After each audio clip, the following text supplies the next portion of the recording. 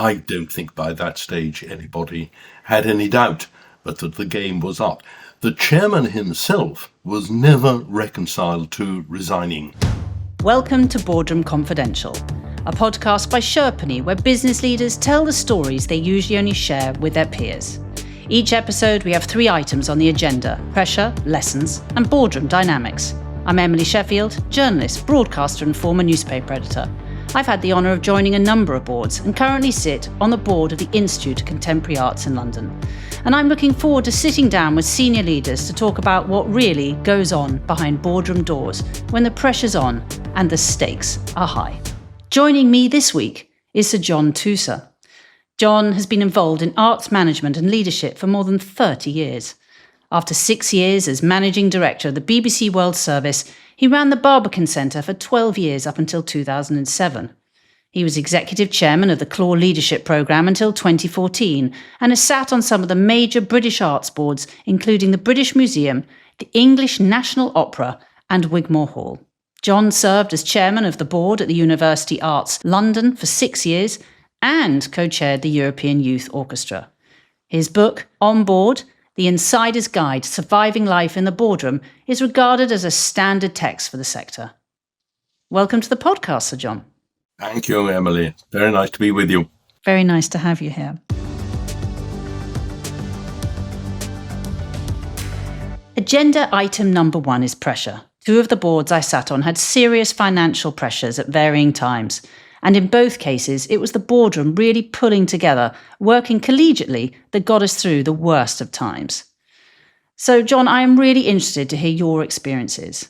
Can we start with the English National Opera? This was a period of great turmoil, I believe, both financial and with high executive turnover. Can you set the scene for the listener, perhaps, and then describe initially how you reacted before going on to describe how the board responded?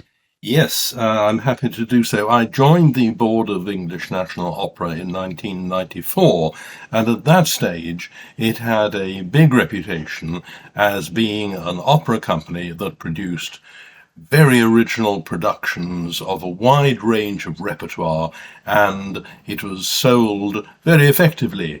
The management and creative team was sold as the powerhouse, and everybody thought that English National Opera could do no harm. Behind all this, and when the director then left, because he was just standing down, a new director came in. He took one look at the books and said, the financial situation is really very poor. The opera companies, the opera performances aren't doing as well as they should. And he then had to put up with a whole series of crises between the opera, the board, and the Arts Council. And this lasted for about 4 or 5 years. And there were constant debates, not so much within the board, there were some of those, I'll say a bit about that, but with the Arts Council. And the trouble was that just when we, the board, thought that we had an agreement with the Arts Council, as the chairman of English National Opera later said, I shook hands with the Arts Council on future funding on 3 occasions, and the Arts Council never came through with the money. The board's response, and we backed the director, but after one director had been trying to make ends meet for 4 years, we agreed that he had to go. He agreed too that was a tragedy. We then appointed another director who, if anything, was, so to say, even more calmed. He only lasted about a couple of years, and he would not take the advice of the board. We then appointed somebody completely unsuitable because, we were running out of candidates. And by the time we'd got rid of, and it was getting rid of, the 3rd director, I said to the chairman, any board can get rid of 1 chief executive, some boards can get rid of 2, no board can get rid of 3, and we have to resign, which we did. And ever since then, English National Opera, I'm sad to say, has been in difficulties. So the board didn't solve that one, and it wasn't for lack of trying. It was just a very difficult situation. And looking back now, what leadership were you getting from the chairman at the time? What do you think was working and what wasn't working? The chairman, Uncle John Baker, gave very strong leadership, but he said certainly afterwards, he said that he didn't feel that he was ever given the full picture of what was going on by the then chief executive, who was, I liked him personally. That's not the point. The chief executive was not candid. And that's, after all, as you know, lesson number one. If the chair and the chief executive do not get on, if they're not absolutely close and confidential, then you are in real difficulty. Eno was in real difficulty, and I'm afraid we never got out of it. What have you learned in the intervening years? What would you have done differently as a board member yourself? I think I would have explored very much more what the relationship was between the chairman and the general director, both of whom I knew and liked, but clearly that never worked. And I think, as the chairman said, he needed to have, and the board needed to have, absolutely honest numbers about what was happening at English National Opera. He never felt they were there. The board was constantly taken by surprise. So was the Arts Council, to be fair to them. And we never got out of that tussle. And that shows that's what happens if the board executive relationship doesn't work. In the end, the organisation, the institution, pays the cost, and it's a big one. And then also I wanted to pick up on what you said about persuading the board that they all had to stand down. Take us through some of the sort of drama of that moment. Did you do it in one of your sort of 4 big board meetings a year? And how did different people react? How did you approach that? No, I did it over a lunch. I had lunch with the chairman, and who I knew well and liked. And it was just in the course of the lunch, I said, look, Martin, we can't go on like this. You know that. And I said, but I've already said to you. I said, we have now got to go. I forget whether I said that I'd be the first to go. I don't think by that stage anybody had any doubt, but that the game was up. The chairman himself was never reconciled to resigning. I think, from my experience, physical board meetings and relationships with fellow board members are incredibly important. And especially during those high pressure moments, and having those board meetings when you are all, or most of you are in the room 4 times a year for a couple of hours. In those very high pressure moments for you, how did that physical interaction help, and how important do you think that sort of knowing the rest of your board and being in a room and talking out these problems is in those high pressure moments? It's extremely important, because that's the way that you learn how other people are reacting. You know after a while how their judgments are likely to go. You know when they make a particular intervention that is for a very good reason, and either sometimes you'll discount it, but other times you'll say, well, if X is saying so, then I'd better take it very seriously. And it is just pleasant. I sat at the British Museum. Somehow I found myself often sitting next door to Tom Phillips, the artist. And Tom concentrated at board meetings by doing incredibly elaborate, almost mathematical style doodles on the board papers. They were works of art. So there'd be the board paper, and then Tom would work at it. It wasn't that I could guess what Tom would say, but I knew that whatever our reaction was, I felt so close to him, I knew that it would, that I could rely on that reaction. My only regret was that I never said to him at the end of the meeting, Tom, have you got one of those doodles by any chance which you're prepared to slip over to me? I didn't say it, probably rightly, but I'm sorry, because it is a work of art.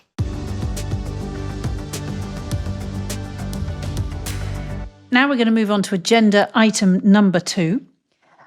What are some of the biggest boardroom lessons you've learned? The construction of a board, for example. What's your advice here to a chairman? There were 2 people who were put on the board at English National Opera who really didn't like the organisation. I didn't see the point of that, and it was so obvious that it really didn't help. Somebody had said, you've got to put these tough people on and they'll get to take some serious decisions. That didn't work. In the BBC, where I was on the board of management, but I observed what happened on the board of governors, there were, I sometimes thought, more members of the BBC Board of Governors, the supervisory board, who disliked the BBC than people who liked the BBC, still less liked the way it was going. That was actively unpleasant, because you looked at these people sitting there supervising what you were doing, and you thought, they really, A, I don't think they understand, and B, they do not like what we are doing. So what on earth are you doing here?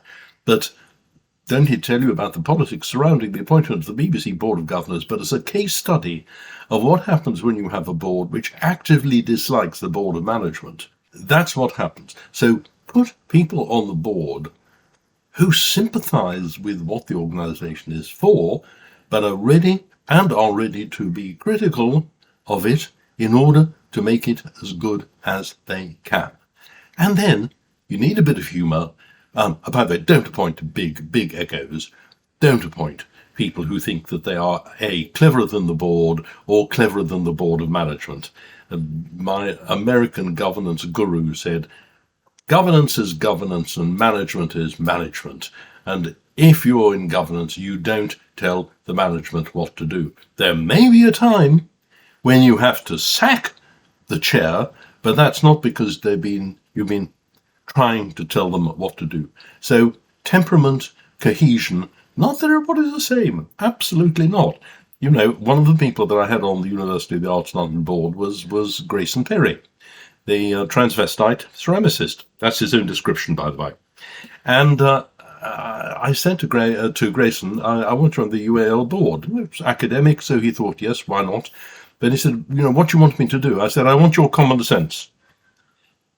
There's no category around you. But in a way, the students at UAL would say, hey, I like a board which is running the university, and they've got somebody like Grayson Perry on it. But I wanted him for his common sense and good humour, as well, or a good sense of humour.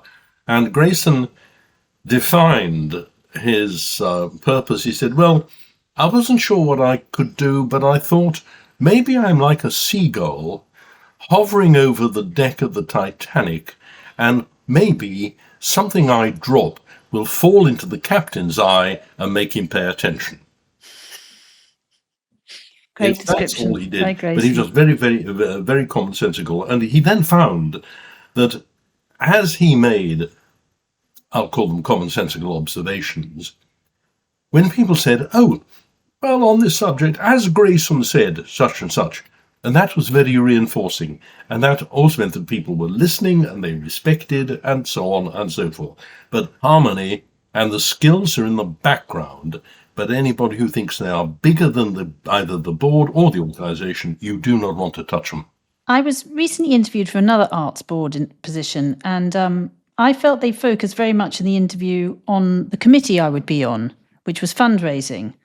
But I felt that being on a board is so much more than just managing the committee you are on. But committees are a hugely important aspect around all boards. And sometimes these can be quite badly managed and organised, and therefore not, they don't bring much to it. But in my experience, well done, they can be hugely beneficial. What's your view on this, John? And was there a sort of committee you sat on that you felt you brought a lot of benefit to the board? And what I can say is that at the University of the Arts, which is a large organisation, and the committees mattered, so to say. They didn't need to matter, but they did. And I'll give you two examples. The audit committee, usually people say, oh, the audit committee, etc., etc. Well,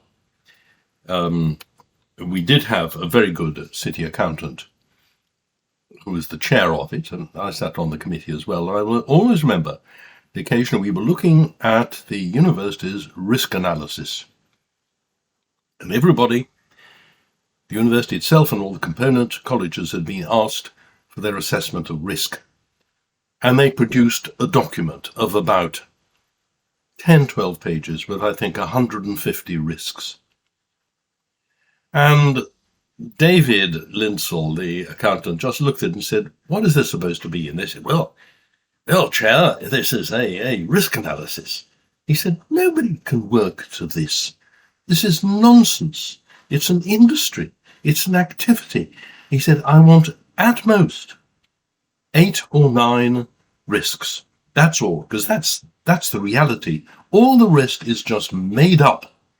And they went away. And he also said, and for good measure, if we're having a risk register, why don't we have an opportunities register as well? And those are two things that everybody went away and said, yes. And in a way, it's also a bit like objectives, which come up in other committees. Objectives become an industry. Everybody has to have objectives.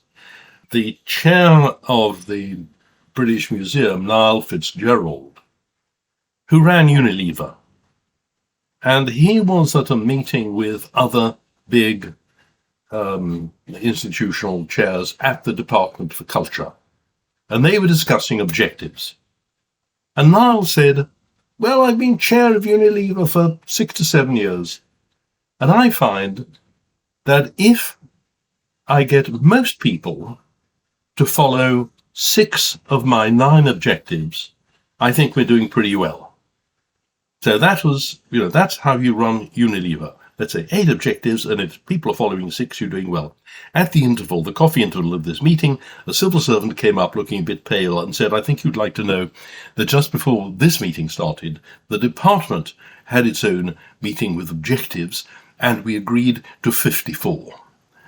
And these things just become a nonsense. And I think it's the job of the committees, management committee, the audit committee, the budget committee, and things like that, to look at the components that are needed to run an organization and to say we need something more effective, simpler, and practical. Because if you say people must have a risk register, they've got to dream up risks, whether they exist or not. I liked your observation before, which is about you shouldn't just have risk agendas. You need opportunity agendas.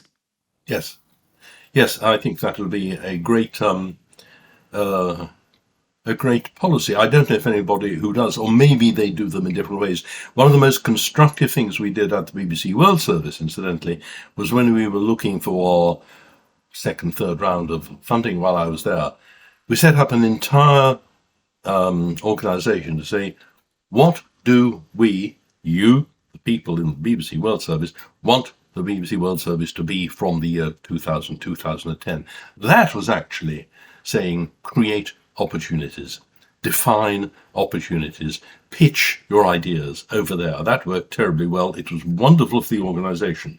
I forget now how much it was done. Some of it was done, but actually the process of saying, give me your ideas is absolutely crucial. And it's fun. I mean, for heaven's sake, what are we doing? We're supposed to be having fun and producing good institutions for the benefit of people who use them.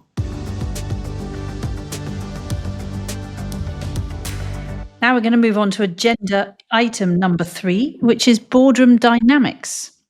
You've spoken, and we've spoken a little bit already, about having a properly constructed board. But I think how people behave in the boardroom is crucial, isn't it? What I am aware of, and I think this certainly plays into the question of boardroom behaviour, 2 of the best meetings that the British Museum Board ever had. One was about the possibility of sending back the Parthenon sculptures to Greece. And, that was put on the table in an open way. Is this something the board should do? Leave aside the question as to whether it is legal or possible, etc. And this debate is still going on at the British Museum, as we know. For very good reasons. And there was a crucial intervention from a wonderful board member called Edmi Leventis, Greek Cypriot.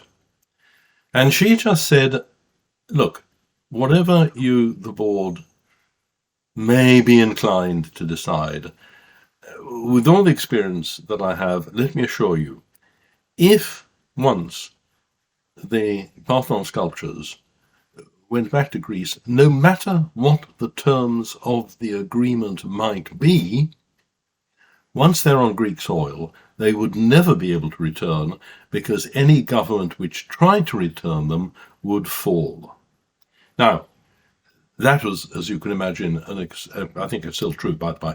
That was It's still true. It was reported recently that even the Greek government said that. So, but that was in the middle of an absolutely open discussion. We then had a wonderful discussion about the different kind of restitution, the restitution of human remains, which some of which have become either art objects or quasi-art objects or deemed to be art objects. There was an absolutely fantastic discussion where everybody took part, and that was the lawyer's contribution was very, very important. That sort of thing was the board at its best. The whole debate was took place in an intellectually and in free way and in a human way. Now, some of the arguments at English National Opera were much more heated. They never became, not to the point of being taken outside and I'll see you on the corridor sort of thing. But strong opinions were given. What happens in I mean, I haven't had this experience actually. I've sat on boards where there's been a very strong chairman, or even, if there isn't a chairman, we're in an interim period at the moment. The leadership has come quite naturally. What happens, though, when you've got two quite strong characters who both think they're leader? You mean chairman and chief executive? Yeah. Well, if the leadership doesn't feel clear, even if it's stated. Ah, yes. Well, if there's any confusion about roles at the top, that is a disaster. When I was chair of the court of the University of the Arts, London, and we appointed Nigel Carrington, a former lawyer, but he's still a lawyer, as Vice-Chancellor. And incidentally, he was interviewed 6 times before, in 6 stages before he got the job. He always said that was incredibly important to him because he saw that the organisation, the university, was serious about it. So take your time when you appoint, parenthesis. Nigel and I, when he's appointed, I said, listen, there are 2 things about our relationship. Number 1, no surprises. And number 2, you will always hear it from me first. And I expect the same. You will never find somebody saying, well, actually, Tusa thinks this as the chair. I said, never, never, never. And we worked together for 7 years, and that was never violated. It was wonderful. And at the Wigmore Hall, I would sit on the right-hand side of the hall, more or less adjacent across the aisle to the director. And that meant that as we were sitting down for a concert or, having a chat in the interval, he and I, and this occurs with the present director as well, could exchange gossip, a lot of gossip, sometimes about musicians, sometimes about politics, sometimes about people. It was that close. And when you're that close, it's as close as a relative. But unless you like and trust the person, you can't possibly do it. But it's also true, as my American guru, Ken Dayton, said, the relationship is between the chair and the chief executive is that you are the best and closest of partners until I, the chair, have to sack you. So you have to deal with that the role of the chair is to make sure that there's the right person leading it. But if there's none of that, first of all, if there's none of that trust and none of that clarity, it's an absolute nightmare. I've so enjoyed your insights, and I'm sure our audience have, but we always finish with one final question. If you could go back to your first board meeting, what would you tell yourself? Number 1, you may have had an induction which tells you how to behave on a board. Pay no attention to it. It will have no effect on what really happens on a board. It's all theory. Number 2, it's hard work, but it pays off. Remember that. Number 3, watch the chair and the CEO. If you spot that from the very beginning that there's something strange about how they get on or don't get on, that is a danger sign. And accept, the more time you give it, the better it'll be. Sir John Tusa, thank you so much for sharing your boardroom stories with us and giving us your time and commitment. You've been listening to Boardroom Confidential, a podcast by Sherpany. Find out more at sherpany.com. And make sure you subscribe to the Boardroom Confidential podcast to hear more business leaders tell the stories they usually only share with their peers.